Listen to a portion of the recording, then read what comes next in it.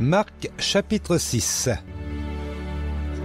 Jésus partit de là et retourna dans la ville dont il était originaire, accompagné de ses disciples. Le jour du sabbat, il se mit à enseigner dans la synagogue. Beaucoup de ses auditeurs furent très étonnés. « D'où tient-il cela ?» disait-il. « Qui lui a donné cette sagesse ? D'où lui vient le pouvoir d'accomplir tous ces miracles ? N'est-il pas le charpentier, le fils de Marie, le frère de Jacques, de Joseph, de Jude et de Simon ? Ses sœurs ne vivent-elles pas parmi nous ? » Et voilà pourquoi ils trouvaient en lui un obstacle à la foi.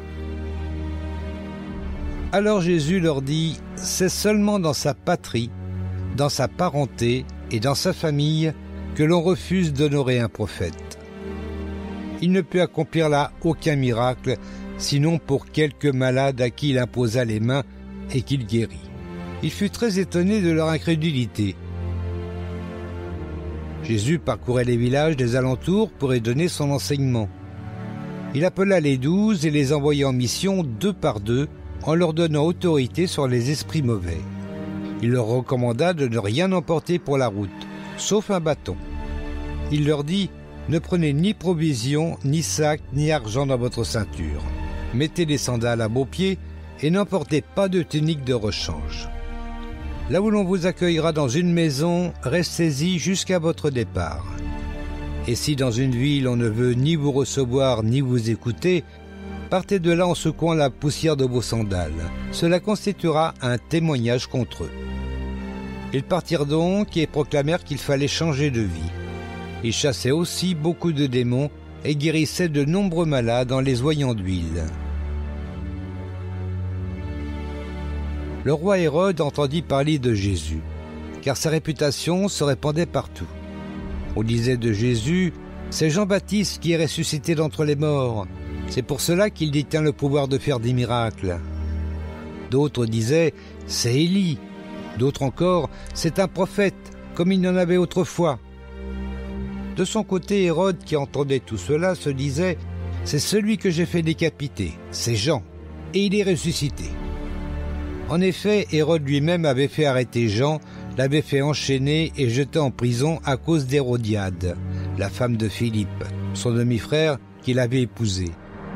Car Jean disait à Hérode, « Tu n'as pas le droit de prendre la femme de ton frère. » Hérodiade, furieuse contre lui, cherchait à le faire mourir, mais elle n'y parvenait pas, car Hérode craignait Jean. Il savait que c'était un homme juste et saint, il le protégeait donc. Quand il l'entendait parler, il en restait fort perplexe, et pourtant il aimait l'entendre. Un jour cependant, Hérodiade trouva une occasion favorable lors de l'anniversaire d'Hérode. Celui-ci organisa ce jour-là une grande fête à laquelle il invita les hauts dignitaires de sa cour, les officiers supérieurs et les notables de la Galilée. Au cours du banquet, la fille d'Hérodiade entra dans la salle. Elle dansa. Hérode et ses invités étaient sous son charme. Le roi dit alors à la jeune fille, « Demande-moi ce que tu voudras et je te le donnerai. » Il alla même jusqu'à lui faire ce serment, « Tout ce que tu me demanderas, je te le donnerai, même si c'est la moitié de mon royaume. » Elle sortit pour prendre conseil auprès de sa mère. « Que vais-je lui demander ?»« La tête de Jean-Baptiste, » lui répondit celle-ci. Aussitôt, la jeune fille se hâta de retourner auprès du roi pour lui exprimer son vœu en ces termes. « Je veux que tout de suite, tu me donnes sur un plat la tête de Jean-Baptiste. » Le roi en fut consterné, mais à cause de son serment et de ses invités, il ne voulut pas lui refuser. Il envoya donc aussitôt un garde en lui ordonnant de rapporter la tête de Jean. Celui-ci s'en alla décapiter Jean dans la prison. Il apporta la tête sur un plat et la remit à la jeune fille, et celle-ci la donna à sa mère. Lorsque les disciples de Jean apprirent ce qui s'était passé, ils vinrent prendre son corps pour l'ensevelir dans un tombeau.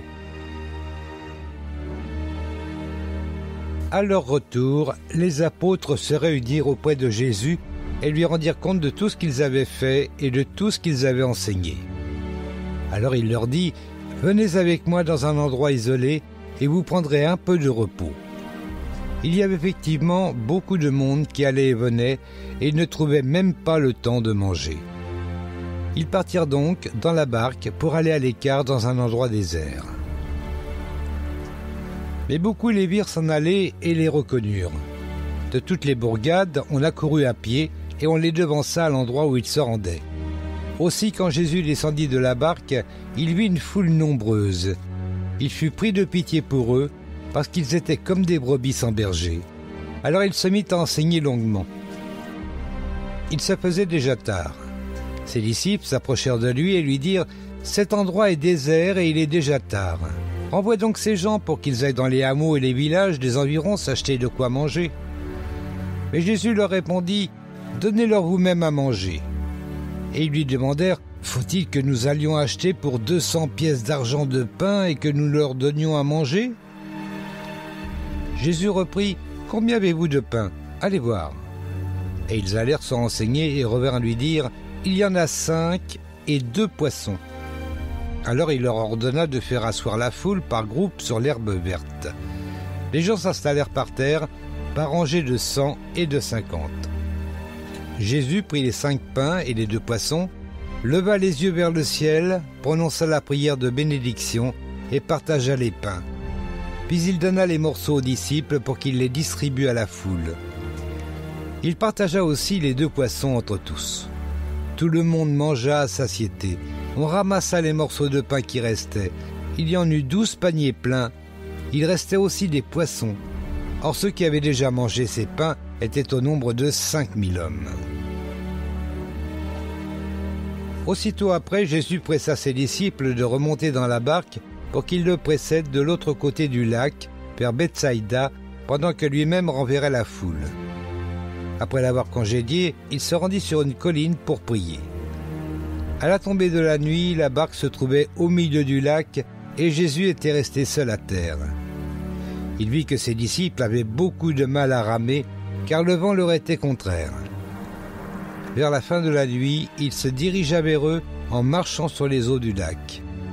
Il voulait les dépasser. Mais quand ils le virent marcher ainsi sur l'eau, ils crurent que c'était un fantôme et se mirent à pousser des cris. En effet, tous l'avaient aperçu et étaient pris de panique. Aussitôt, il se mit à leur parler. « Rassurez-vous, leur dit-il, c'est moi, n'ayez pas peur. » Puis il monta auprès d'eux dans la barque, le vent tomba et ils en furent frappés de stupeur, car ils n'avaient pas compris ce qui s'était passé au sujet des pains. Leur intelligence était aveuglée. La traversée achevée, ils touchèrent terre à Génézareth, où ils amarrèrent leur barque. Comme ils en descendaient, les gens reconnurent aussitôt Jésus et parcoururent toute la région pour annoncer sa venue. Ils lui amenaient les malades sur les brancards dès qu'ils apprenaient son arrivée quelque part. Partout où ils se rendaient, dans les villages, les villes, les campagnes, ils apportaient les malades sur les places publiques et le suppliaient de leur permettre de toucher ne serait-ce que la frange de son vêtement. Et tous ceux qui la touchaient étaient guéris.